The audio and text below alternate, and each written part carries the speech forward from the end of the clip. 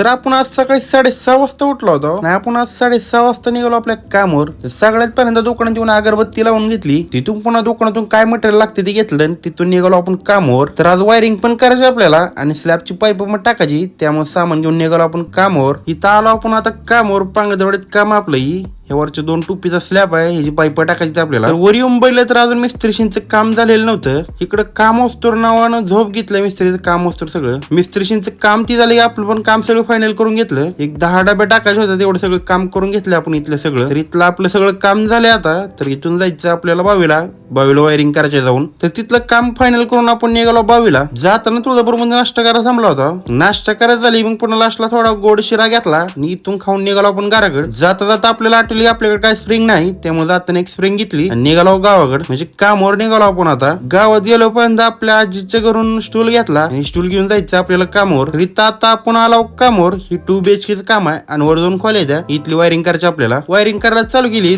तर फरशीवाल्याने आपली डबी उजवली होती, ही आता फोडावं लागते. फरशीवाला एक ठीक होतं, पण प्लास्टरवाले मग सगळा एमसीएफ उजवला, ही पण घाण काढावं लागते. इथलं सगळं आपण फोडाफोडी ती करून घेतलेलं आहे. आता वायरिंग चालू करायची आपल्याला. वायरिंग चालू केली तर बाथरूम मध्ये पहिल्यांदा 4 बेंड होती, त्यात मला अडकल असल्यामुळे काय स्प्रिंग पास होऊन गेली. 2 तास तर आमचं इथंच गेलं. पण आपण बाहेरची वायरिंग चालू केली पोर्च मधली. मग पण आपल्याला एक स्टूल कमी पडत होता, मग मित्राकडून जाऊन एक स्टूल घेऊन आलो. कामावर आणून स्टूल ती ठुला आणि दुसऱ्या दिवशी काम करायला येते म्हणलं. दिवस मावळला होता, त्यामुळे घराकडे निघालो मी आणि नव्या. घराकडे आलो तर इथं आपल्या मामाच्या घराचं काम चालू आहे, मुरुम टाकायला चालू होता. मग निवांत जाऊन बसलो घरी. ब्लॉग कसा वाटला कमेंट करून सांगा.